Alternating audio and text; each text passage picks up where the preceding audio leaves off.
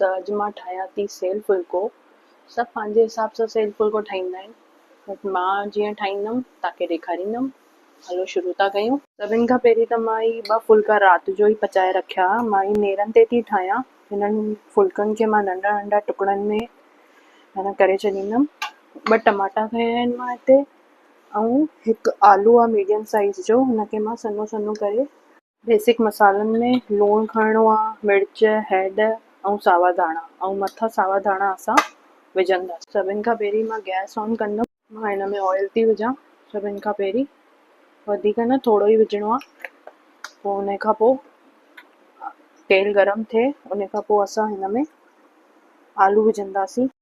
मां हिते फुल्कनि खे नंढनि नंढनि टुकड़नि में करे छॾियो आहे। जीअं ई आलू ॻाढ़ो थींदो, थोरो सो पकिजी वेंदो, असां हिन में